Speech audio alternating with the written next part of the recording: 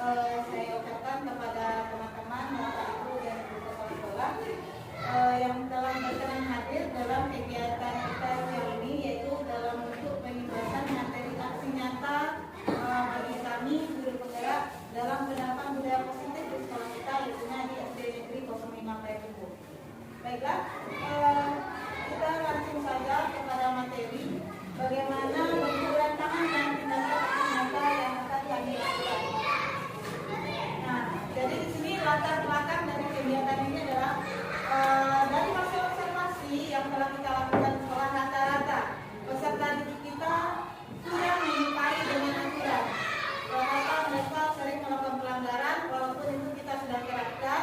Nah, di sini mereka bisa menerima hukuman dan cenderung mempermalukan dirinya. Nah, paradigma ini yang akan kita ubah. Bagaimana kita menerapkan budaya-budaya positif agar peserta didik kita ini nanti dapat melakukan pendidikannya di sekolah ini, dan kita juga dapat membentuk karakter-karakter yang lebih baik lagi. Nah, tujuan dari kegiatan ini yang pertama adalah menciptakan murid yang merdeka dan disipliner yang kuat, di mana merdeka ini mereka bisa mengeksplor kemampuan diri, tapi tetap dalam konteks dan bentuk aturan yang telah kita tetapkan di sekolah. Kemudian menumbuhkan budaya positif di sekolah dengan meyakini nilai-nilai kebijakan universal. Nah, dan ini nanti akan berimbas kepada teman-teman Bapak Ibu wali kelas. Kemudian tolak ukur yang pertama itu terbentuknya keyakinan kelas melalui kegiatan kesepakatan kelas, dan ini akan dilakukan oleh wali kelas bersama dengan anggota kelasnya. Kemudian dari hasil kesepakatan kelas, peserta didik mampu menerapkan dan menjalankan keyakinan kelas yang telah kita sepakati bersama. Nah, ini usaha tindakan sampai kita pada kegiatan ini. Yang pertama, kami menghadap kepala sekolah dan menjelaskan bagaimana pentingnya penanaman dan penerapan budaya positif dan keyakinan kelas di sekolah kita.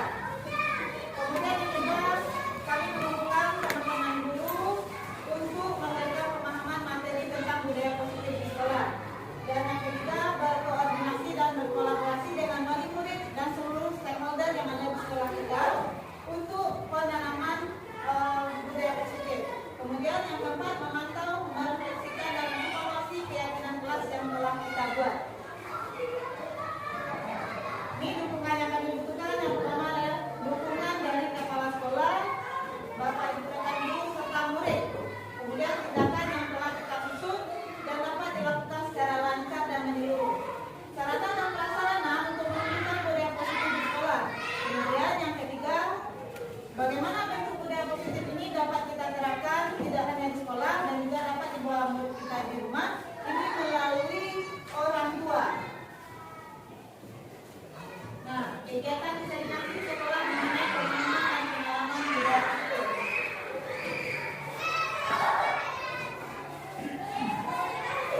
Konsep utama modul budaya positif. Nah, yang pertama adalah perubahan bentuk paradigma belajar, di mana paradigma belajar yang selama ini kita terapkan di dalam kelas, rata-rata kita menggunakan bentuk metode penerapan materi teacher center. Kita yang menyajikan, jadi siswa kita hanya menerima. Nah, dari perubahan paradigma belajar ini, kita mengacu kepada kurikulum merdeka, di mana peserta didik kita mereka berani berpendapat tentang materi apa yang akan kita berikan dan seperti apa mereka mau belajar. Yang kedua, disiplin positif. Disiplin positif ini adalah salah satu bentuk penerapan keyakinan kelas tadi. Kita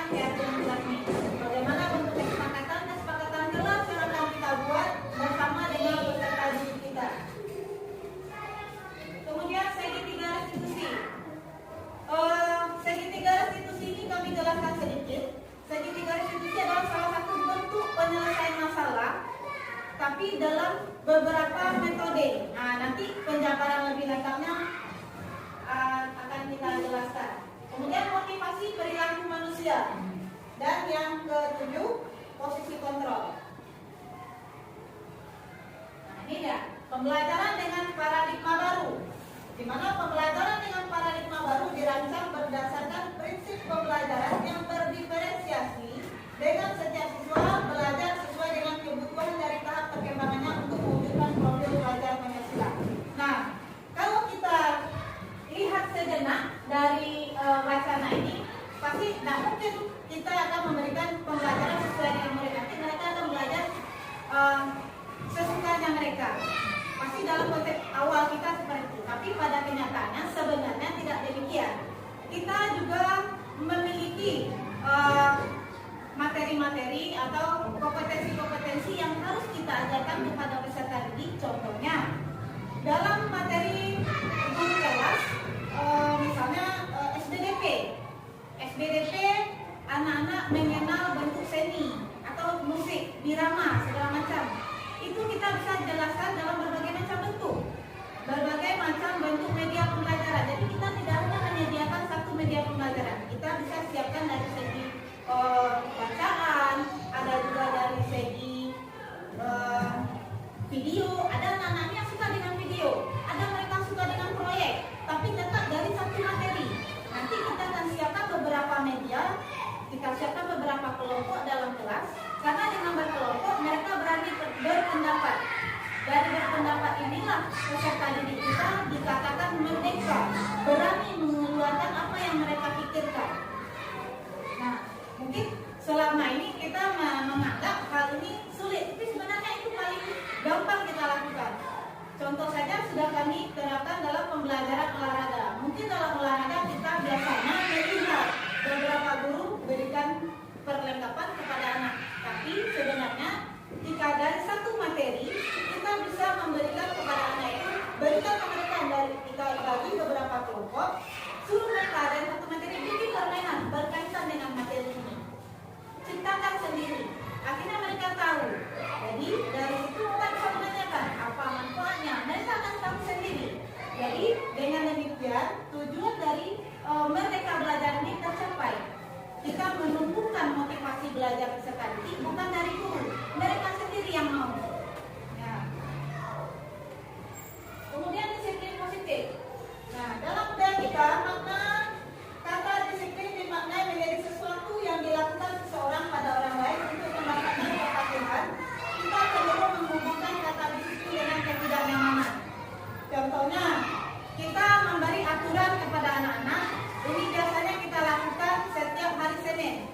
Yang tidak berpakaian lengkap, kita pisahkan dari sana.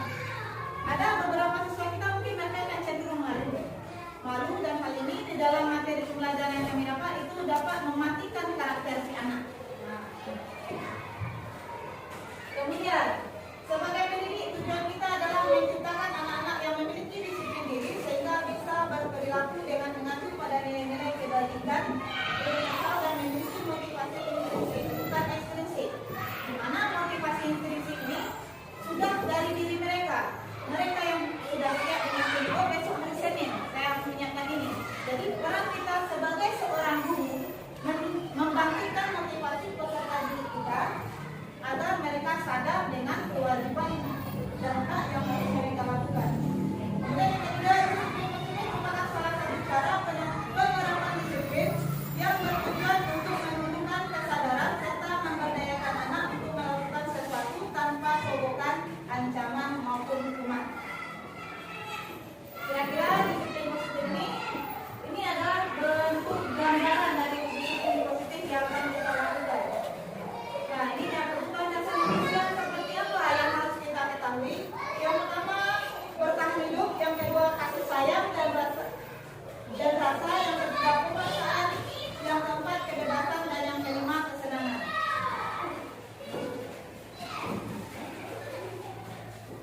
Nah, ini motivasi perilaku manusia yang merupakan salah satu tujuan untuk mencapai sesuatu.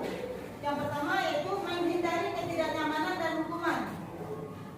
Di mana murid melakukan disiplin diri karena ia takut dihukum. Ini merupakan motivasi ekstrinsik. Jadi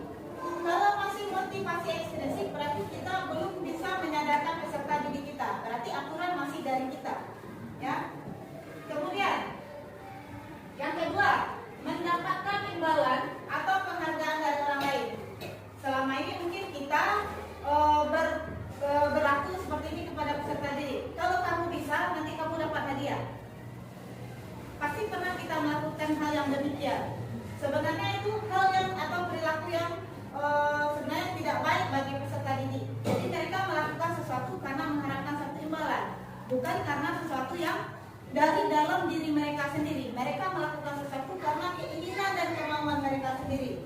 Yang ketiga, menghargai nilai-nilai kebajikan diri sendiri. Nah, di sini kita dituntut agar murid kita dapat melakukan disiplin diri karena sadar akan nilai kebajikan dirinya. Nah, ini merupakan motivasi intrinsik. Mereka tahu ini yang terbaik untuk dirinya dan ini yang harus mereka lakukan. Nah, ini aturan sekolah kita, ini yang harus saya lakukan. Jadi inilah tugas kita sebagai seorang guru untuk membangkitkan motivasi intrinsik peserta didik kita agar tercapai tujuan dari budaya positif tersebut. Yang ketiga, konsep disiplin dengan identitas gagal.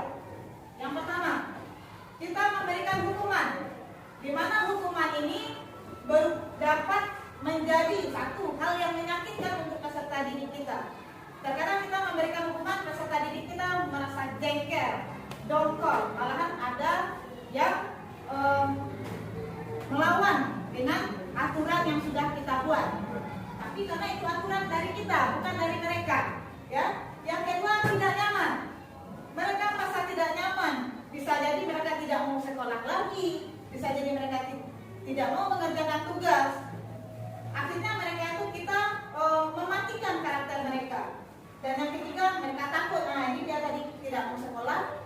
Nah, yang keempat, memaksa. Kita memaksa dari hal yang aturan-aturan yang sudah kita buat, mereka harus patuhi. Sementara mungkin ini bertentangan dengan batin atau keinginan anak murid kita. Yang kelima, murid menyembunyikan kesalahan. Di sini kita paling sering menemukan anak-anak kita tidak jujur ketika mereka berkelahi dengan temannya. Sianu bu. Akhirnya mereka menutupi kesalahan mereka sendiri dengan mengkambing hitamkan teman-temannya. Yang keenam, murid menjadi rendah diri. Rendah diri ini artinya mereka malu untuk mengeluarkan potensi-potensi yang ada pada dirinya, karena mereka akan merasa nanti saya salah. Oh, saya begini. Nah, kemudian yang termasuk ke dalam identitas gagal dari konsep disiplin diri yaitu penghargaan. Nah, ini yang kita bahas tadi. Penghargaan ini dia bersifat tidak efektif, merusak hubungan, timbulnya rasa iri. Sianu dapat hadiah, kami tidak. Nah, akhirnya ada iri, kita tanamkan rasa iri pada peserta didik kita. Yang ketiga, mematikan kreativitas. Karena peserta didik kita beragam, mereka punya kemampuan dirinya masing-masing, kodrat alamnya masing-masing. Mungkin yang ini suka menggambar, yang ini suka bernyanyi, yang ini suka olahraga. Nah, jadi penghargaan ini dalam konsep disiplin itu termasuk ke dalam salah satu identitas gagal. Yang ketiga, mematikan kreativitas. Yang keempat, menghukum dengan sistem ranking. Makanya dalam kurikulum 13 kemarin sudah mulai dibilangkan ranking, tapi dalam aplikasi rapor ternyata masih ada ya Bapak Ibu. Yang kelima, merampas hak menghargai dirinya. Ya, jadi dari rasa bersalah mereka tidak bisa menghargai kemampuan dirinya, mereka tidak mempercayai dirinya lagi. Nah, ini dia yang masuk ke dalam identitas gagal. Nah, yang mana yang masuk ke dalam identitas suksesnya? Konsep disiplin yang masuk dalam identitas sukses yang pertama yaitu konsekuensi. Konsekuensi ini yang pertama, penguatan jangka pendek, perlu monitoring berkelanjutan, stimulus, murid menghormati peraturan, kehilangan waktu untuk memenuhi kesalahan. Hal ini dapat kita capai dengan membuat kesepakatan kelas. Bagaimana contoh bentuk kesepakatan kelas? Di awal pembelajaran kita sepakati anak murid kita mau pembelajaran yang seperti apa. Ya, jadi kalau sudah dari mereka, kita bertanya ke mereka maunya seperti apa, kalau tidak dilakukan konsekuensinya apa. Jadi sudah dari mereka, tidak dari kita lagi. Kemudian yang kedua, restitusi.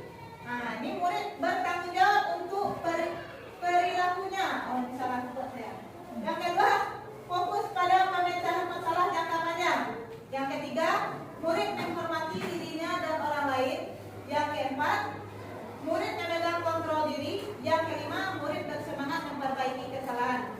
Ya, apa yang dimaksud murid bertanggung jawab untuk perilakunya? Dalam pemecahan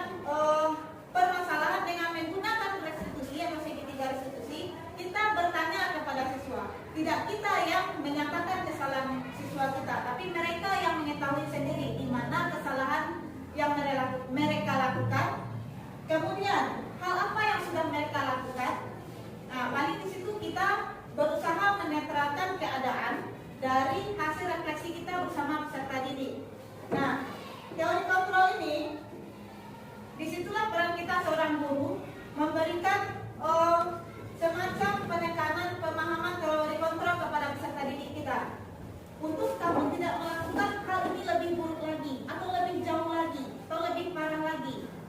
Kita berikan keyakinan kepada mereka, ibu, kita sebagai manusia tidak sempurna. Walaupun kita sebagai seorang guru, kita juga pernah melakukan kesalahan. Hal itu untuk menimbulkan rasa mindernya, rendah diri peserta didik kita. Ya, dari restitusi ini nanti ada beberapa video yang akan saya tayangkan dengan berkaitan dengan bagaimana bentuk penerapan segitiga restitusi. Nah, ini pengertian restitusi itu sendiri adalah proses menciptakan kondisi bagi murid untuk memperbaiki kesalahan mereka sehingga mereka bisa kembali ke kelompok mereka dengan karakter yang lebih kuat. Jadi, dengan mereka menyadari kesalahan dirinya, mereka bisa berusaha. Kita tanyakan, mau memperbaiki keadaan ini? Pasti mereka akan mau memperbaiki itu. Dan kita tanyakan kepada mereka, bagaimana mereka akan memperbaikinya. Nah, jadi kita lanjut yang kedua. Ciri-ciri restitusi itu adalah, yang pertama, bukan menebus kesalahan, namun belajar dari kesalahan. Ya, jadi kesalahan yang mereka perbuat itu bukan sesuatu yang akan menghancurkan mereka, tetapi kita ajarkan kepada mereka bahwasanya kesalahan tersebut dapat mereka jadikan bentuk pelajaran yang berharga sehingga mereka menjadi orang yang lebih baik lagi.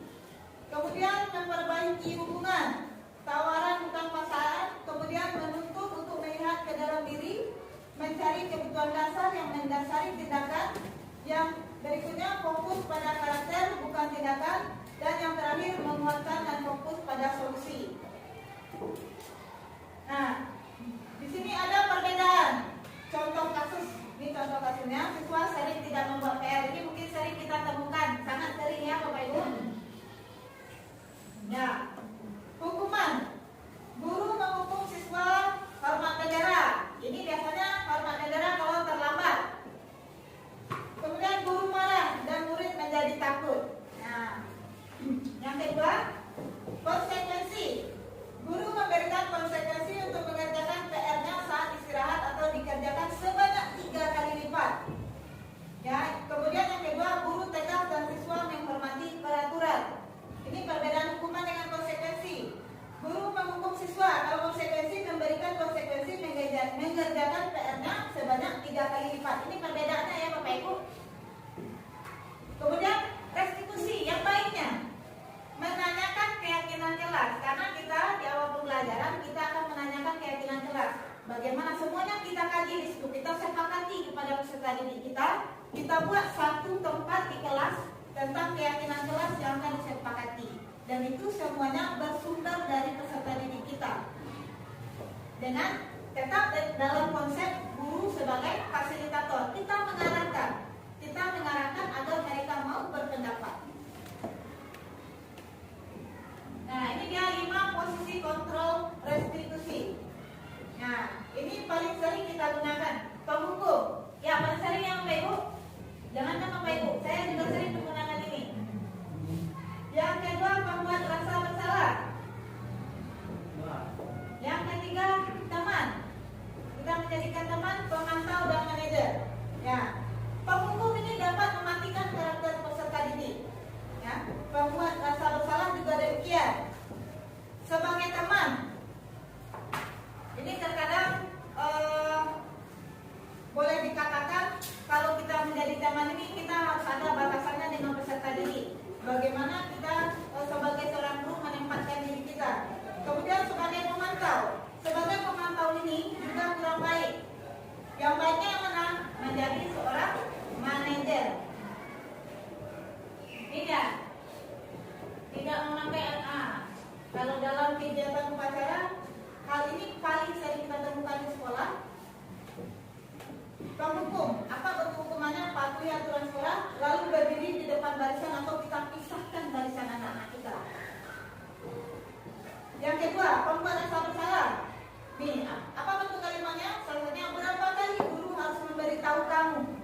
seolah-olah mereka tidak pernah mendengarkan, ya. Jadi bu guru kecewa sama kamu. Akhirnya mereka merasa rendah diri dengan pernyataan kita yang seperti ini.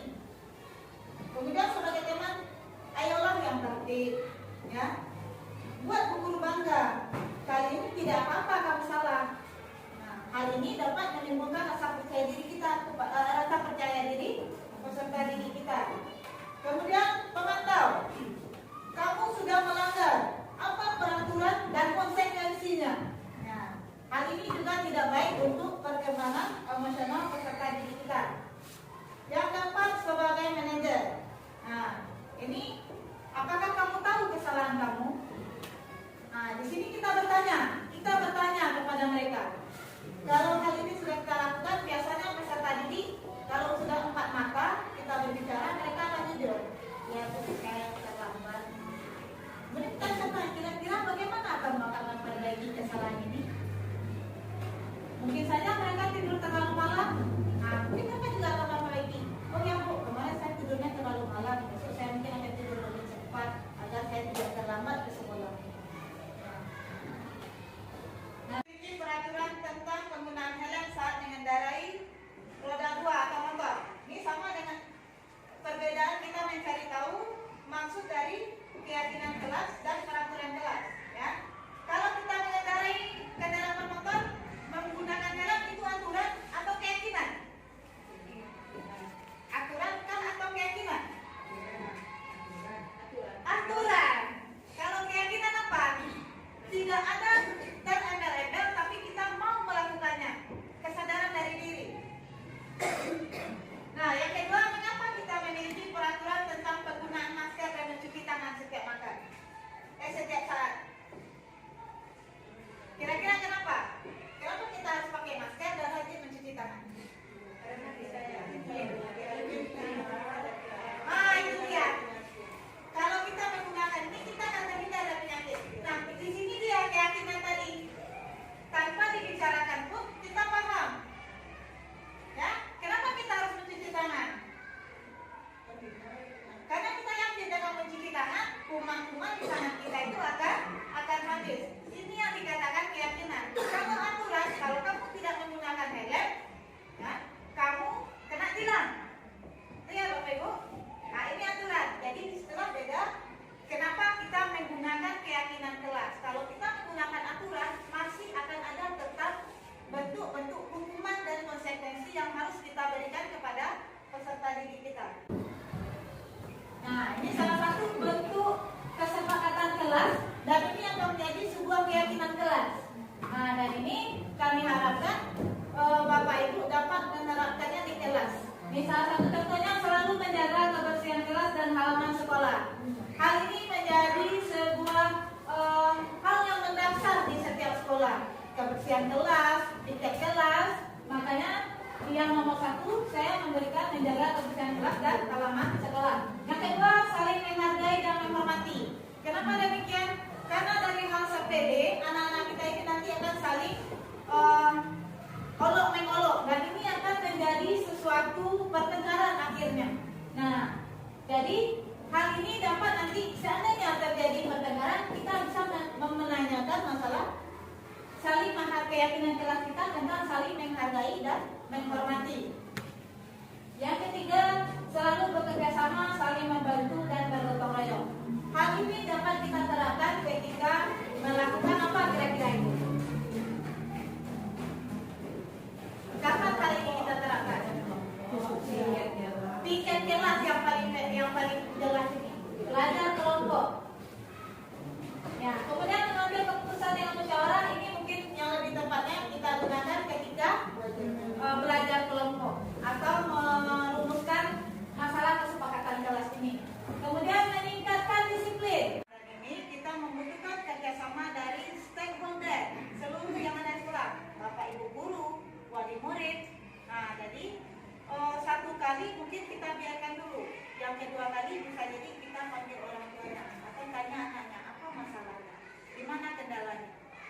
Nah, terkadang ada beberapa anak dari kejadian-kejadian ini mereka menyembunyikan apa kira-kira program. Bisa jadi masalah itu keterlambatan mereka ke sekolah datang dari kedua orang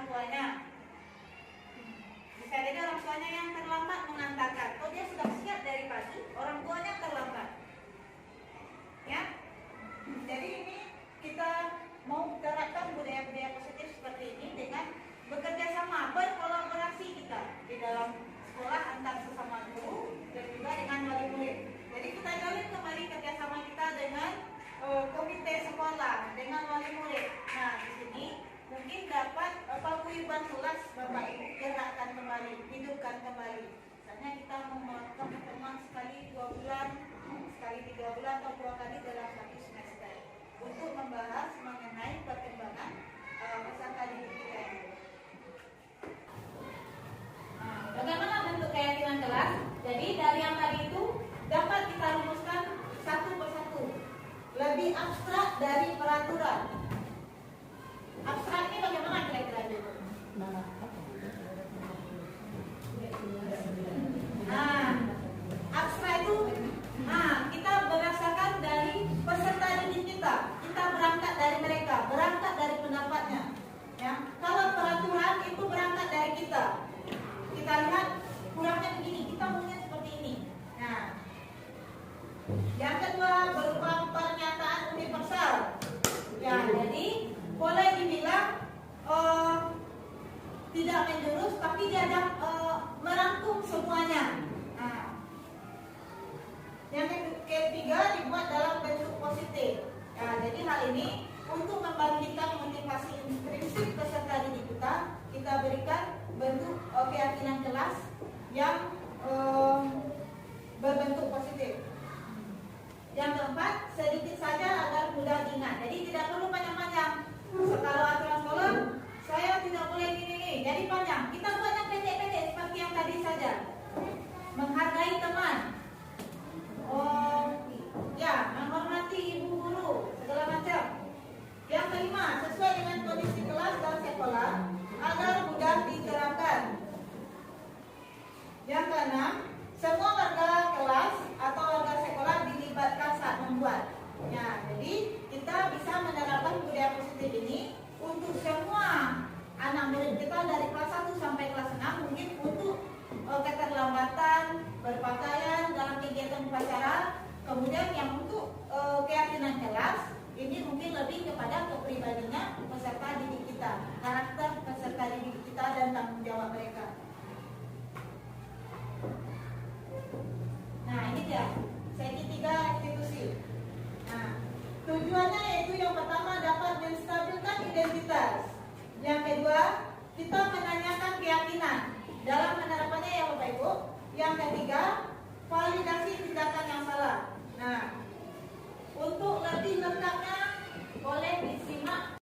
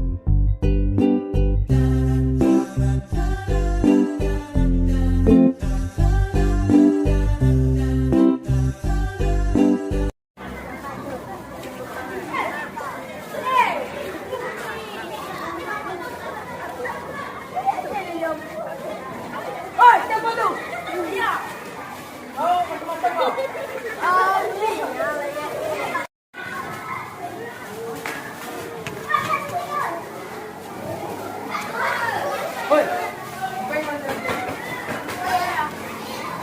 Apa?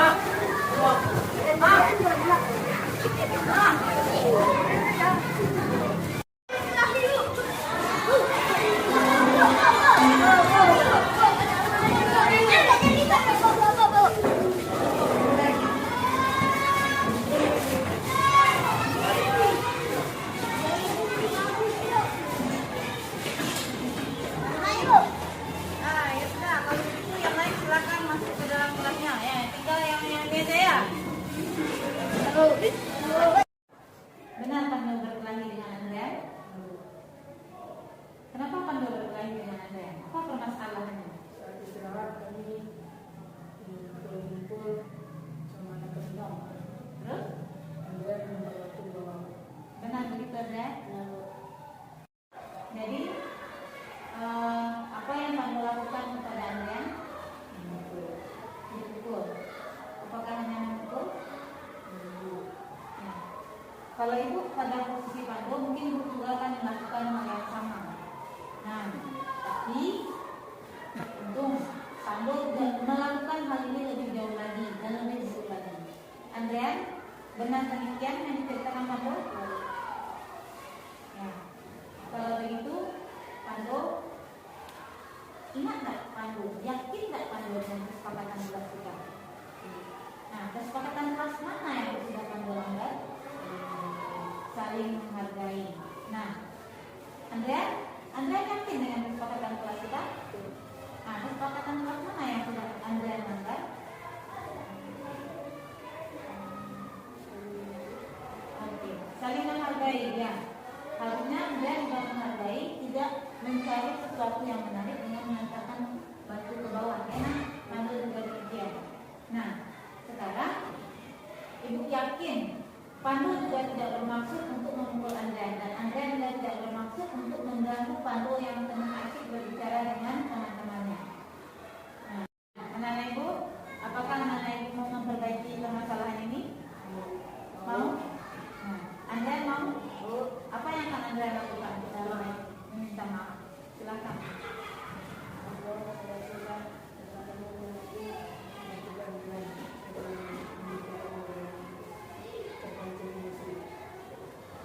Nah, kalau begitu anak-anak ibu silakan beristirahat kembali dan lakukan aktivitasnya sesuai dengan yang kamu.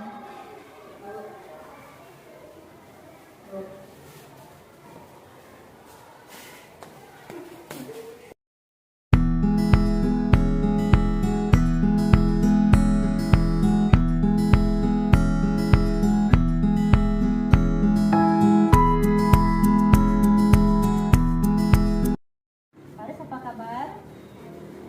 Ada sehat? Alhamdulillah, Faris sehat ya. Faris, kira-kira Faris tahu nggak kenapa ibu panggil Faris ke sini? Tidak tahu. Nah, kalau gitu ibu mau bertanya dulu ya, boleh? Faris tadi pergi sekolah berangkat dari rumah jam berapa? 7.30, berarti jam setengah 8. Ya. Faris tahu nggak peraturan sekolah kita maksudnya jam berapa? 7.15. Kira-kira Faris datangnya tepat waktu atau terlambat? Terlambat ya nak ya. Nah, berarti perbuatan yang tidak baik ya. Semua manusia pernah melakukan kesalahan, termasuk juga ibu. Ya, tidak ada manusia yang tidak pernah melakukan kesalahan. Ibu juga pernah datang terlambat ketika mengikuti suatu kegiatan. Nah, sekarang ibu mau tahu, ya, Faris coba ya cerita sama ibu, kenapa Faris datang terlambat ke sekolah?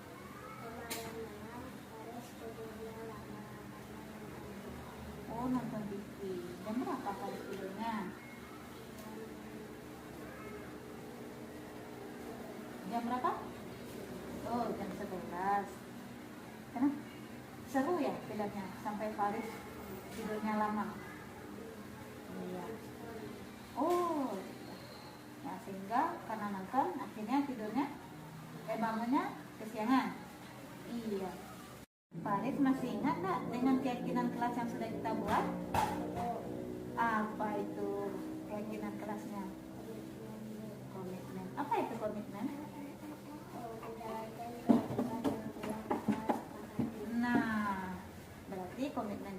kita menjalankan kesepakatan yang sudah kita sepakati ya. Nah, sekarang kita masuk sekolahnya jam berapa? 7.15. Berarti kita harus jalankan itu. Jangan sampai terlambat ke sekolah. Betul, Faris? Ya. Nah, sekarang Ibu mau bertanya, bagaimana caranya supaya Faris tidak terlambat lagi pergi sekolah?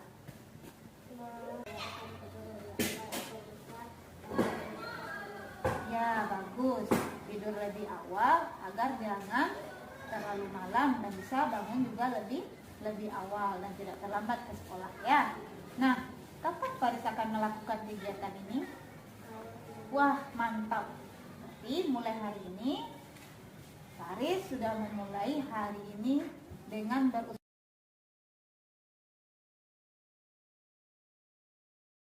Nafi berasal dari SMP 5 Payakumbuh. Saya merasa senang setelah menyelesaikan permasalahan saya bersama Pandu oleh Bu Yosi. Saya akan belajar untuk tidak usah lagi menjalankan keyakinan kelas yang telah disepakati. Assalamualaikum warahmatullahi wabarakatuh. Nama saya Faris. Saya adalah siswa SDN 05 Payakumbuh. Saya merasa senang setelah berbicara dengan Bu Yosi. Saya tahu cara memperbaiki kesalahan saya agar datang ke sekolah tepat waktu, sehingga saya mempunyai komitmen terhadap waktu sesuai keyakinan kelas. Terima kasih Bu Yosi. Wassalamualaikum warahmatullahi wabarakatuh.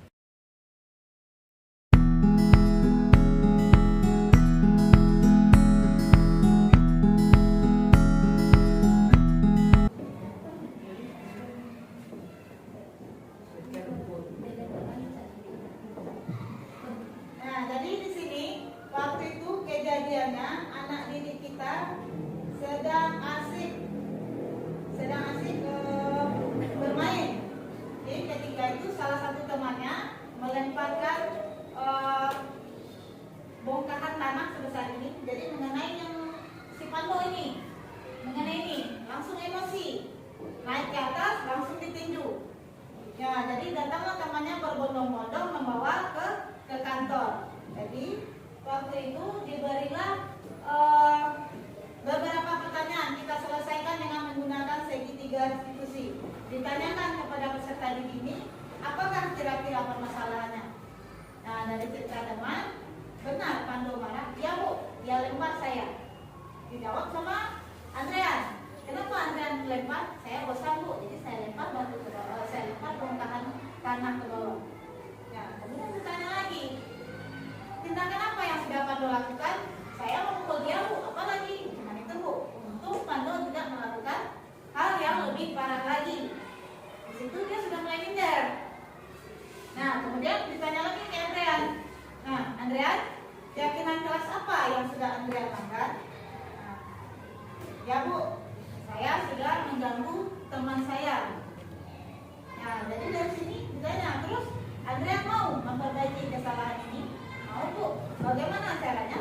Sontak dia menghadap ke temannya, meminta maaf. Akhirnya saling meminta maaf, selesai, dan mereka berbaikan kembali. Kemudian contoh segitiga restitusi yang kedua.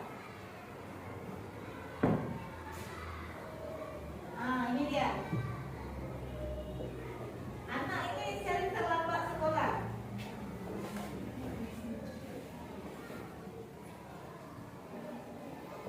Jadi ditanya kepada itu. Nah, kenapa? Apa alasannya anak ini terlambat sekolah? Kata dia sering tidur terlalu malam. Nah, akhirnya dari penyelesaian menggunakan segitiga restitusi, anak ini menyadari kesalahannya kalau dia tidur terlalu malam dan besok tidak akan tidur malam lagi. Dan setelah itu si anak ke sekolah tidak terlambat lagi. Nah, Bapak Ibu, apakah ada pertanyaan mengenai penerapan segitiga restitusi? Jadi kami harapkan untuk langkah pertama dari kegiatan ini Bapak Ibu dapat membuat keyakinan kelas didesain, boleh nanti kami bisa bantu. Didesain kira-kira seperti ini, boleh beberapa poin. Lebih dari ini juga boleh. Nah, ini sesuai dengan anak-anak kita, pendapat anak-anak kita. Bagaimana bagusnya? Kita kan ada problem di setiap kelas, pasti ada problem. Nah, dan hal ini kita lemparkan kepada peserta didik kita. Mereka maunya seperti apa? Kita buat keyakinan kelas ini. Jadi ketika ada satu permasalahan, kita bisa lemparkan ke sini. Keyakinan kelas seperti apa yang sudah anak ibu langgar. Kira-kira sampai di sini ada pertanyaan Bapak Ibu?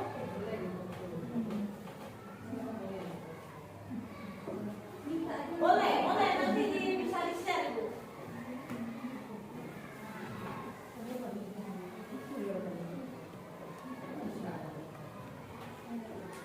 Gimana Bapak Ibu? Kita harus bikin sejenak seperti ini. Tepuk terima kasih.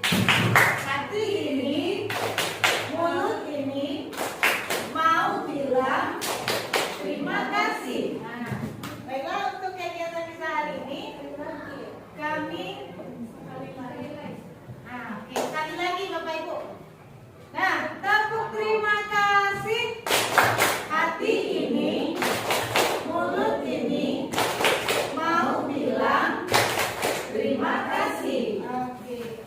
Baiklah, hari ini kami mau buka sesi tanya jawab. Apakah ada pertanyaan atau masukan?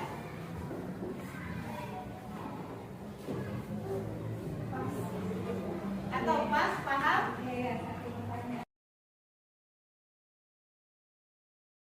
Boleh, mulai Priani.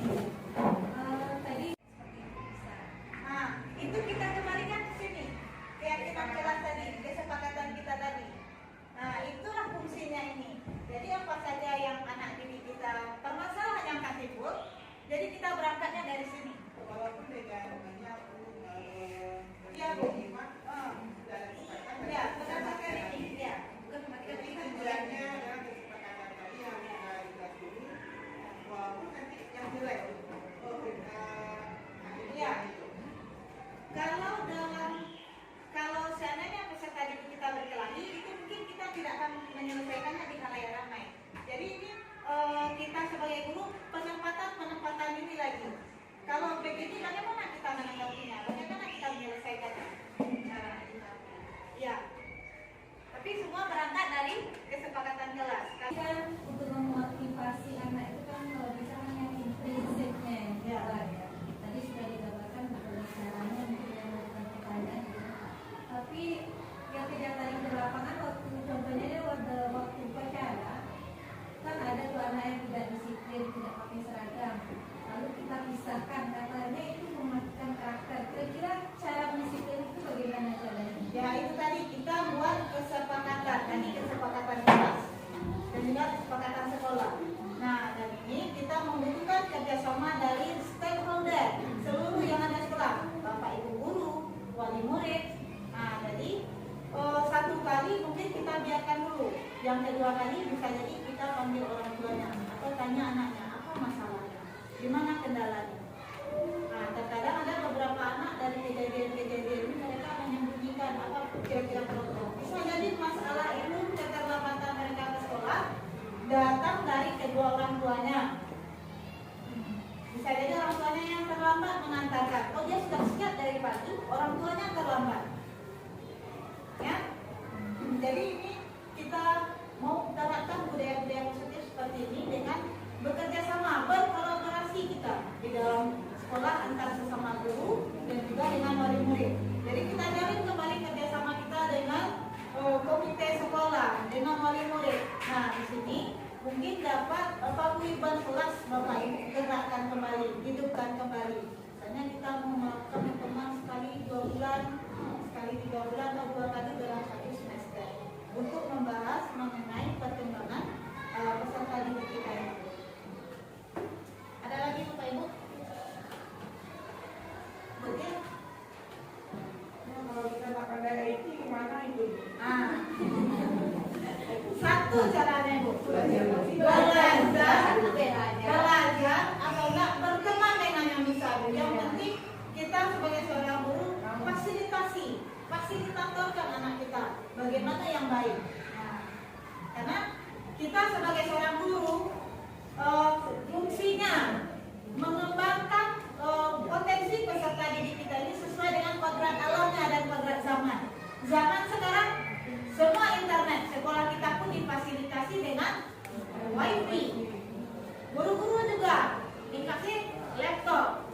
Jadi untuk operasinya saja nggak bisa Bu. Minta tolong teman bikinkan slide presentasi kegiatan buat diajarkan di kelas. Nanti itu tinggal tampilkan aja, kan susah itu Bu. Tinggal pencet-pencet dah, selesai. Dia orang yang bikin ruang materi. Nah. Ada lagi Bapak Ibu? Sebenarnya pertanyaan kita tadi, tadi kan biasa kalau di sekolah kita kan memang yang berdasarkan nilai itu yang gede. Dan kemungkinan itu akan mengurangi karakter anak, akan merendahkan mematikan malahan. Padahal lebih ekstrim lagi dengan cara kita mematikan seperti itu.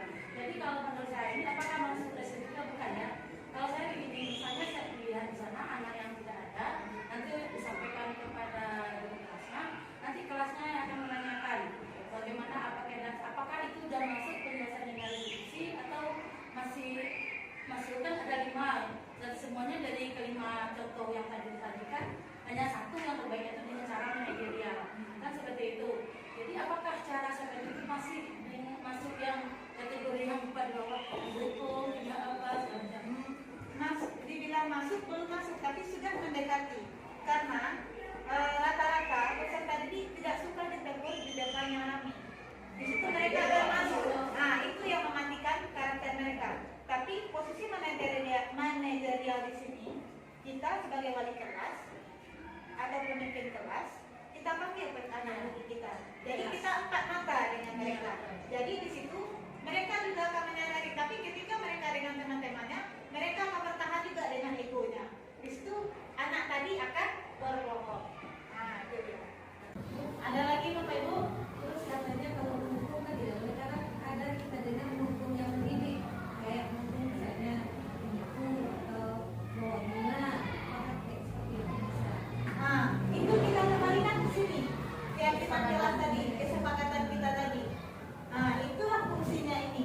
Jadi apa saja yang anak didik kita permasalahan yang akan timbul, jadi kita berangkatnya dari sini. Walaupun dengan banyak Ya, Bu. sudah disepakati. Ya, berdasarkan ini, ya. Jadi tujuannya adalah kesepakatan tadi yang kita buat dulu. Walaupun nanti yang jelek, akhirnya itu. Kalau seandainya peserta didik kita berkelahi, itu mungkin kita tidak akan menyelesaikannya di khalayak ramai. Jadi ini kita sebagai guru penempatan ini lagi. Kalau begini bagaimana kita menanggapinya? Bagaimana kita menyelesaikannya? Ya. Tapi semua berangkat dari kesepakatan kelas. Karena dari kesepakatan kelas inilah budaya positif kita tanamkan kepada peserta didik kita. Apapun itu. Jadi kita ingatkan, kamu yakin dengan keyakinan kelas kita? Kalau ya, kita akan membuat kesepakatan ini untuk anak-anak kita patuhi. Dan ini tidak dari kita. Kita minta dari mereka. Maunya seperti apa? Begitu juga dengan pembelajaran. Makanya guru tidak menyediakan satu bahan ajar saja. Baiknya itu juga menyediakan bahan ajar 3, 4, atau 5. Makanya di dalam kurikulum mereka kita itu mengajarkan menggunakan metode PBL, Problem Based Learning. Semua berangkat dari masalah. Jadi kalau sudah berangkat dari masalah, anak-anak didik kita nanti mereka akan memicu cara berpikirnya dengan menggunakan pertanyaan-pertanyaan pemantik. Nah, jadi sebenarnya pekerjaan kita banyak di sini. Kita harus paham karakter peserta didik kita. Dengan pembagian kelompok itu kita juga sudah membagi kelompok pembelajaran berdasarkan dari kemampuan peserta didik. Ini ada yang hobi dengan musik saja. Nanti kita berikan materi pembelajaran yang berkaitan, bisa jadi kita berikan dia dengan musik. Kita bisa berikan laptop. Misalnya ini hobinya dengan gambar, yang kita berikan bentuk gambar, tapi dengan tetap satu konsep materi yang sama. Kalau dengan video mungkin kita bisa jalankan dalam bentuk slide dengan infocus. Kan kita punya infocus dari masing-masing kelas. Jadi hendaknya Bapak Ibu dapat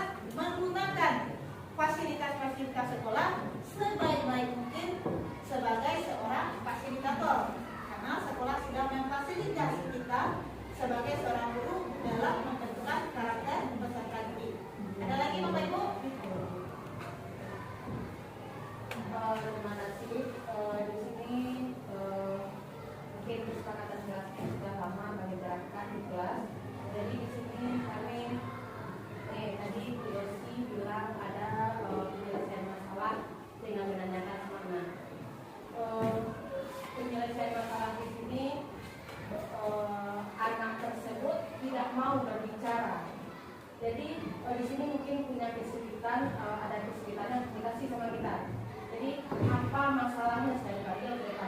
Jadi sulit mungkin penyelesaian masalah ini mungkin yang di sini yang kami belum mungkin memanggil secara mata mungkin itu. Terus lagi ada tadi Bu Yesi menyampaikan tentang model pembelajarannya yang beragam. Berarti di dalam satu pembelajaran boleh misalnya tentang kan sesuai dengan kemampuan anak atau keminatan anak. Misalnya satu pembelajaran bisa di satu pembelajaran itu yang ini audio visual, yang ini audio, yang ini visual. Berarti bisa seperti itu. Bisa.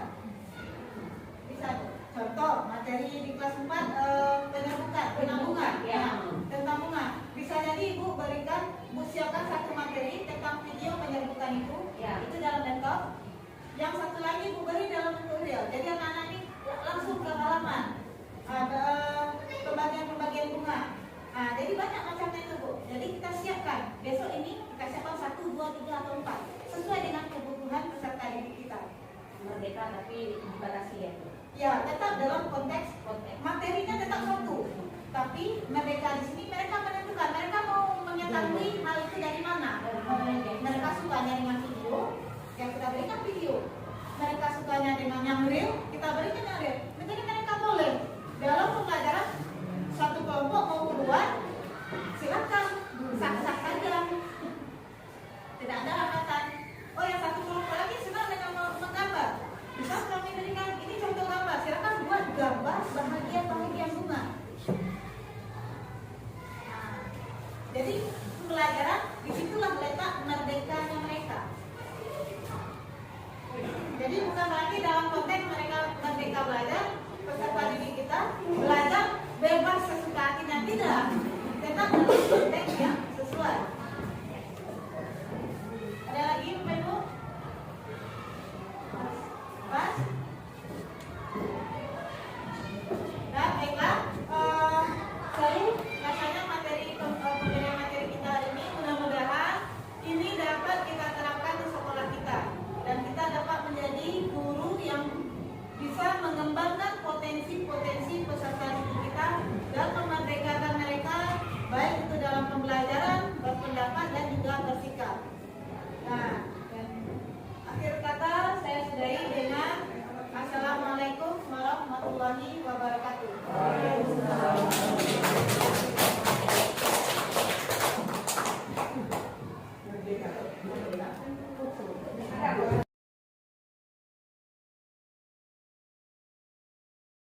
Assalamualaikum warahmatullahi wabarakatuh.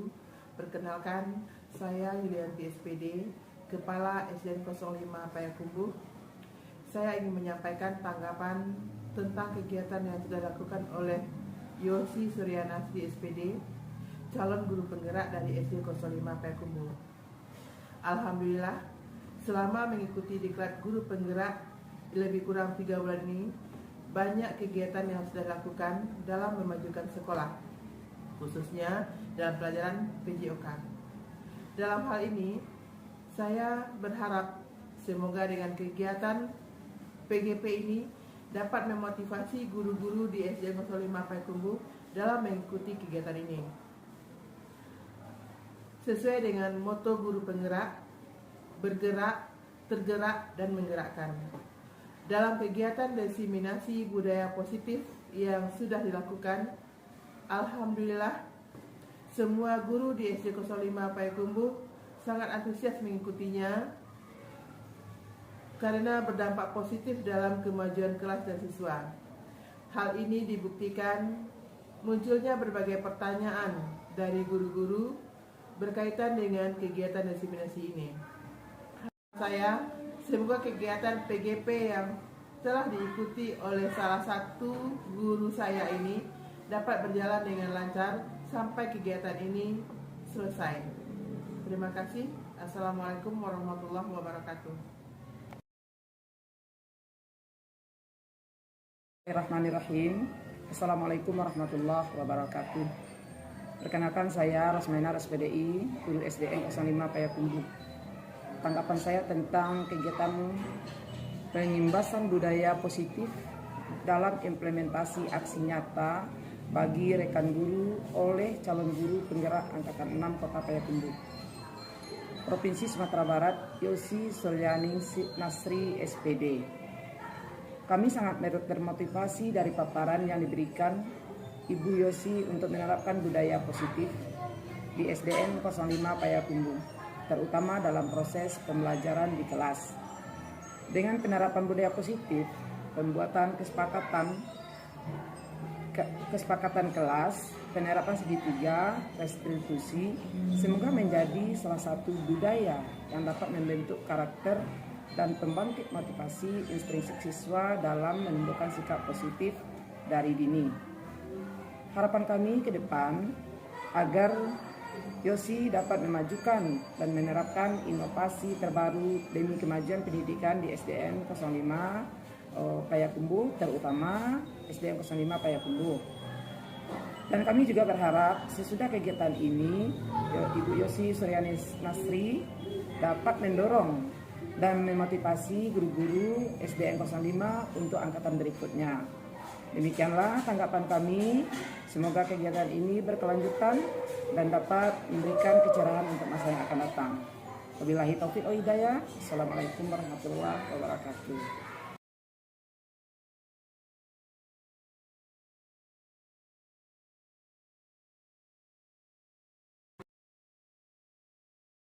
Nasional berasal dari SDN 05 Payakumbuh. Saya merasa senang setelah menyelesaikan permasalahan saya bersama Pandu oleh Bu Yosi. Saya akan belajar untuk tidak usah lagi menjalankan keyakinan kelas yang telah disepakati.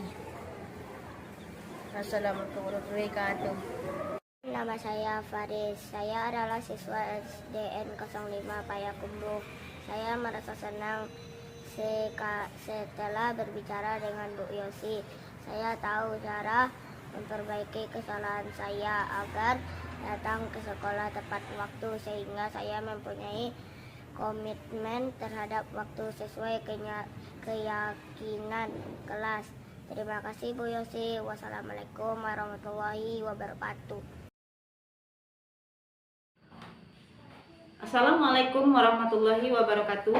Perkenalkan, nama saya Yosi Suryaning Nasri, berasal dari SD Negeri 05 Kota Payakumbuh. Saya adalah calon guru penggerak Angkatan 6 Provinsi Sumatera Barat.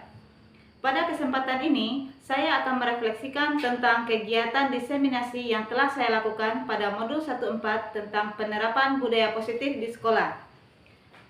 Pengimbasan dari kegiatan ini telah saya lakukan kepada teman sejawat dan kepala sekolah.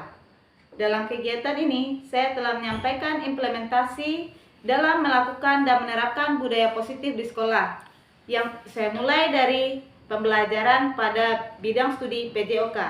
Saya telah memulai kegiatan ini dengan membuat kesepakatan kelas yang nanti bermuara pada keyakinan kelas.